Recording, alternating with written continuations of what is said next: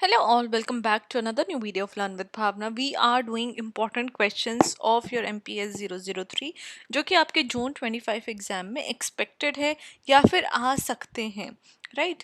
तो ये हमारा क्वेश्चन 8 है। इसके पहले वाले जितने भी क्वेश्चन है अंटिल क्वेश्चन 7, जहाँ पे हमने लास्ट क्वेश्चन जो किया था, we talked about religious politics in India, कैसे उसकी ग्रोथ है, क्या उसके कॉन्सिक्वेंसेज है। Now we are on to question 8, जहाँ पे हमें बात करनी है पीजेंट मूवमेंट की, कि कैसे जो पीजेंट मूवमेंट है उसकी एवोल्यूशन हुई है, पीजेंट मूवमेंट कैसे चेंज हुई है over the period of time, and उसका रोल क्या रहा है इंडिया की पॉलिटिकल इकोनॉमी में। ना ये जो क्वेश्चन है हमारा, और इससे पहले वाले भी जितने क्वेश्चन है वो सारे मैं आपकी जो प्लेलिस्ट है MPS 003 जून 25 एग्जाम के नाम से वहाँ पे अपलोड कर दूंगी, ताकि आपको वन प्लेस पे सारी वीडियोस मिल जाएं, आपको बार बार स्क्रॉल ना करना पड़े मेरे चैनल पे जाके, एंड आप कोई वीडियो मिस भी ना करें। तो वो जो प्लेलिस्ट है, जाइए वो प्लेलिस्ट चेकआउट करिए, वो प्लेलिस्ट की सारी वीडियोस जो हैं अपनी देखिए एंड अपनी प्रिपरेशन जारी रखिए for the exams. Now this is question 8, जहाँ पे हमें बात करनी है पीसेंट मूवमेंट्स की एवोल्यूशन की, एंड उनका इंडियन पॉलिटिकल इकोनॉमी में क्या रोल रहा है पीसेंट मूवमेंट्स का, वो भी हमें along with the evolution discuss करना है।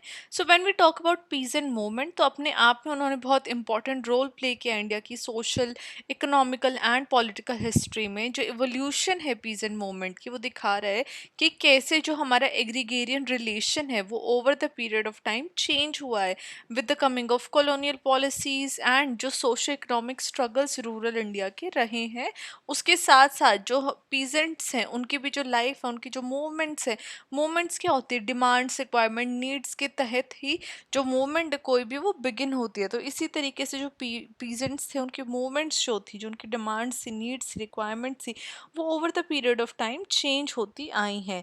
तो पीजेंट मूवमेंट ने ना कि सिर्फ इंडिया के फ्रीडम स्ट्रगल को शेप किया, लेकिन जो पोस्ट इंडिपेंडेंस पॉलिसीज़ हैं उनको भी बहुत ज़्यादा इन्फ्लुएंस किया है, लैंड रिफॉर्म से रिलेटेड हो या फिर रूरल डेवलपमेंट से रिलेटेड हो।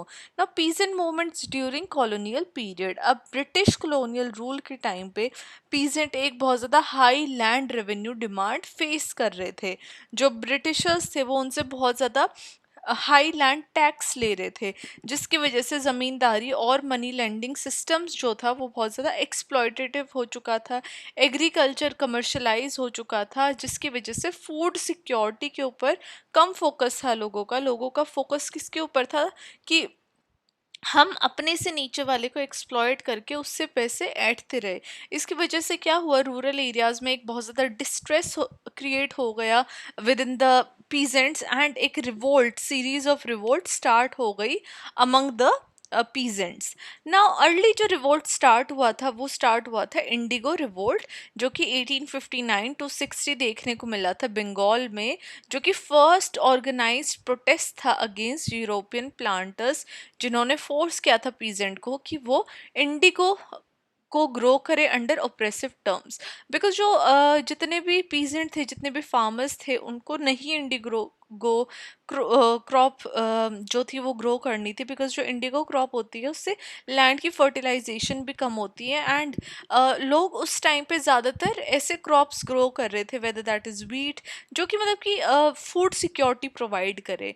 तो यहाँ पे फर्स्ट जो रिवॉल्ट स्टार्ट हुआ था वो इंडिगो रिवॉल्ट के साथ स्टार्ट हुआ था। देन जब पाबना अपराइजिंग 1870s में एंड डेक्कन राइट्स 1875 में, ये भी सिग्निफिकेंट रिवोल्ट स्टार्ट हुए against excessive rent and money lenders, because इतना ज़्यादा रेंट पे करना, टैक्सेस पे करना मनी लेंडर्स के अगेंस्ट में, जो ये वाले राइट्स थे या फिर ये वाले जो रिवोल्ट्स थे वो स्टार्ट हुए थे। तो ये हमारी बात हुई फर्स्ट अर्ली रिवोल्ट्स की। देन हमारी आएगी ट्राइबल अपराइजिंग। अब काफ़ी सारे ट्राइबल रिवोल्ट्स भी देखने को मिले, जैसे कि संतल रिबेलियन हो गया 1855 to 56, and Munda uprising 1899 to 1900, जो कि क्लोजली कनेक्टेड थे agrarian exploitation and land alienation के साथ में।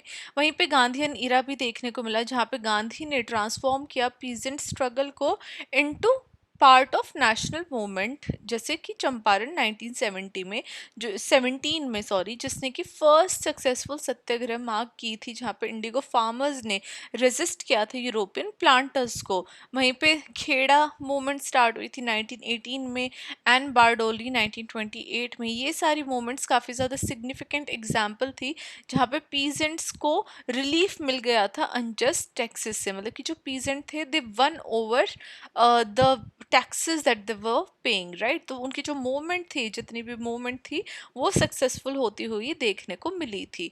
Then left wing peasant struggles की अगर हम बात करें, तो रेडिकल पीजेंट मूवमेंट ने एक मोमेंटम गेन किया था 1920s में, 1930s में, जहाँ पे ऑल इंडिया किसान सभा AIKS फाउंड की गई थी 1936 में, जिसने कि पीजेंट की डिमांड को एंटी कॉलोनियल स्ट्रगल के साथ जोड़ के दिखाया। एंड जो तेलंगाना पीजेंट आर्म्ड स्ट्रगल था 1946 टू 51 में, उसने फ्यूडल लैंडलॉर्ड के अगेंस्ट मूवमेंट स्टार्ट की हैदराबाद में, जो कि एक एग्जाम्पल बनी कि कैसे जो पीजेंट है वो मिलिटेंट मेथड का यूज़ करते हैं फॉर द लैंड रीडिस्ट्रीब्यूशन। तो ये भी हमें लेफ्ट विंग पीजेंट स्ट्रगल भी हमें देखने को मिली थी ना। काफ़ी सारी जो मूवमेंट्स थी वो इंडिपेंडेंस के बाद भी चलती रही। आफ्टर 1947 जो फोकस था पीजेंट मूवमेंट का, वो चेंज हो गया, बिकॉज ऑफ कोर्स अब now India was an independent nation. तो जो एंटी कॉलोनियल स्ट्रगल से हटके जो फोकस था पीजेंट का, अब वो फोकस चेंज हो गया था, जहाँ पे वो डिमांड कर रहे थे कि लैंड रिफॉर्म्स आने चाहिए, फेयर प्राइसेस उनके प्रोडक्ट के मिलने चाहिए, उनको टीनेंसी राइट उनको मिलने चाहिए over the land, and agricultural development भी होनी चाहिए। लैंड रिफॉर्म मूवमेंट्स भी देखने को मिली, जहाँ पे पीजेंट केरला जैसे स्टेट में, वेस्ट बंगाल में, आंध्र प्रदेश में उन्होंने फाइट किया, जहाँ पे वो चाह रहे थे कि ज़मींदारी सिस्टम को ख़त्म कर देना चाहिए, और जितनी भी सरप्लस लैंड है, मतलब कि जो जिन लोगों के पास एक्सेस में लैंड है, उसका रीडिस्ट्रीब्यूशन होना चाहिए। तो ये जो समझदारी थी पीजेंट्स के बीच में, या फिर ये जो उनकी जो थिंकिंग थी, थॉट प्रोसेस था, वो आफ्टर इंडिपेंडेंस चेंज होता हुआ हमें देखने को मिला। वहीं पे जो नक्सलाइट मूवमेंट थी, जो कि स्टार्ट हुई थी नक्सलबारी विलेज में 1967 में, वो भी अपने आप में एक रेडिकल मूवमेंट थी, जहाँ पे वो डिमांड कर रहे थे कि लैंड मिलनी चाहिए लैंडलेस को थ्रू आर्म्ड स्ट्रगल। तो वहाँ पे वो रेडी थे फाइट करने के लिए भी, जहाँ पे वो चाह रहे थे कि जिसके पास लैंड नहीं है उसको भी लैंड मिलनी चाहिए, जिसके पास इतनी ज़्यादा लैंड है, ओवर एक्सेस में लैंड है, रीडिस्ट्रीब्यूशन ऑफ लैंड होना चाहिए। तो नक्सलाइट मूवमेंट डेफिनेटली जो एक अपने आप में एक बहुत ज़्यादा रेडिकल मूवमेंट थी, मतलब कि जहाँ पे the peasants were ready to take armed forces in their hands, right. अब ना ग्रीन रेवोल्यूशन इम्पैक्ट भी देखने को मिला। जब हम ग्रीन रेवोल्यूशन की बात करते हैं 1960s एंड 70s में, उसने एग्रीकल्चर प्रोडक्शन को इंक्रीज करने के ऊपर फोकस किया। ये मेनली इससे क्या है, रिच एंड मिडिल पीजेंट्स को बहुत ज़्यादा बेनिफिट हुआ। तो इससे बहुत ज़्यादा इनइक्वालिटीज़ एंड प्राइस फ्लक्चुएशंस देखने को मिली, जिसकी वजह से न्यू फार्मर मूवमेंट्स ईजाद हुई। Now new farmers movement 1980s की फार्मर्स मूवमेंट थी, जैसे कि भारतीय किसान यूनियन इमर्ज हुआ पंजाब, हरियाणा, वेस्टर्न यूपी में।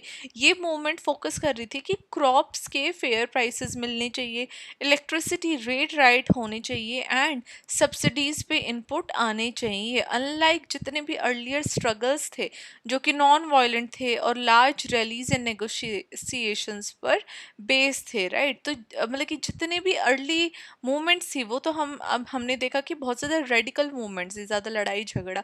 लेकिन ये जो न्यू फार्मर मूवमेंट्स आ रही थी, पीसफुल मूवमेंट्स आ रही थी, नॉन वायलेंट मूवमेंट्स थी, जहाँ पे ये सिर्फ रैलीज निकाल रहे थे सारे फार्मर्स मिलके, एंड वो अपने नेगोशिएशंस के ऊपर बात करते थे। अब इस इन मूवमेंट्स का पॉलिटिकल इकोनॉमी में क्या रोल रहा है इंडिया की, तब हम पीसेंट मूवमेंट्स की जब हम बात करते हैं, तो एक लास्टिंग इम्पैक्ट पीसेंट मूवमेंट्स ने छोड़ा है इंडिया की पॉलिटिकल इकोनॉमी में इन वेरियस वेज, जहाँ पे लैंड रिफॉर्म्स लाए गए हैं। पीसेंट मूवमेंट्स ने गवर्नमेंट को पुश किया है कि वो लैंड सीलिंग लॉज इम्प्लीमेंट करें, जहाँ पे वो जो भी वो बिचौलिया इंटरमीडियरीज हैं उनको ख़त्म कर दें, और जो टीनेंट राइट्स हैं उनको प्रोटेक्ट करें। ऑल द जो इम्प्लीमेंटेशन है वो अक्रॉस द स्टेट हमेशा हर स्टेट में डिफरेंट रही है, लेकिन उसकी वजह से पीसेंट मूवमेंट्स की वजह से लैंड रिफॉर्म्स डेफिनेटली हमें देखने को मिले हैं। Second is agricultural policy. अब फार्मर्स डिमांड कर रहे हैं कि they have been influenced for minimum support price, subsidies and procurement policies. तो यहाँ पे जो एग्रीकल्चरल पॉलिसी है वहाँ पे हमें फार्मर्स की जो डिमांड्स है वो हमें देखने को मिली है regarding subsidies and minimum support price and procurement policy. Third is political mobilisation. अब पीजेंट ऑर्गेनाइजेशंस ने फॉर्म किया सोशल बेस काफ़ी सारी पॉलिटिकल पार्टीज़ के लिए। फॉर एग्जाम्पल चरण सिंह ने अपना जो पॉलिटिकल करियर है वो पीजेंट इंटरेस्ट के ऊपर बिल्ड किया। पार्टीज काफ़ी सारी निकल के आई जैसे AIKS, बेक्यू, जो कि आज भी रूरल पॉलिटिक्स को इन्फ्लुएंस करती हैं। Fourth is resistance to new liberal policies.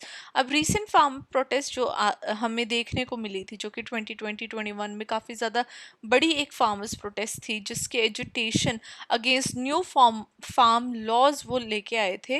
वो मतलब कि जितने भी न्यू फार्म लॉज थे उनके अगेंस्ट में उन्होंने मूवमेंट स्टार्ट की थी, दिखाने के लिए कि कैसे जो पीजेंट है वो आज भी नेशनल डिबेट को शेप करते हैं on market reforms, corporatisation and food security. तो आज भी जो रिसेंटली भी जो फार्मर्स मूवमेंट है वो हमें दिखाती है कि कैसे जो पीजेंट्स हैं वो still they are a strong part of India's economy, India social and political framework. At the end हम अपने आंसर को कंक्लूड कर देंगे कहते हुए कि जो पीजेंट मूवमेंट की एवोल्यूशन हुई है over the period of time, जो पीजेंट मूवमेंट चेंज हुआ है, जो उनकी डिमांड रिक्वायरमेंट्स चेंज हुई है, वो दिखाते हैं कि कैसे जो पीजेंट्स हैं वो जानते हैं एक्सप्लोटेशन को चैलेंज करना, वो जानते हैं अपने लिए फेयर पॉलिसीज़ की डिमांड करना। And definitely Indian rural transformation peasant movements के द्वारा काफ़ी ज़्यादा शेप हुई है। दो जितने भी फॉर्म्स और इश्यूज़ हैं वो चेंज हो गए हैं, बट जो पीजेंट मूवमेंट्स हैं वो आज भी बहुत ज़्यादा इम्पॉर्टेंट हैं फॉर इंडियाज़ पॉलिटिकल इकोनॉमी। ये दिखाता है कि जो रूरल डिस्ट्रेस है वो अकाउंटेबिलिटी शो करता है, रिमाइंड करता है स्टेट को कि जो एग्रीकल्चर है एंड जो फार्मर्स हैं वो सेंट्रल है इंडिया की डेवलपमेंट एंड डेमोक्रेसी के लिए। तो ये जो हमारा आंसर था यहीं पे एंड होता है विद कंक्लूजन, जहाँ पे हमने देखा कि कैसे पीजेंट मूवमेंट जो है वो over the period of time change हुए हैं एंड उनका रोल इंडियन पॉलिटिकल इकोनॉमी में हमेशा से कितना ज़्यादा इम्पॉर्टेंट रहा है। इसी के साथ मैं क्वेश्चन यहाँ पे एंड करती हूँ। Please let me know if you have any doubt, any confusion, and if you like the video, if my videos are helpful for you, तो प्लीज़ चैनल को सब्सक्राइब करिए and I will see you very very soon with next question, question 9। Till then keep on studying and all the really best for exam. Bye.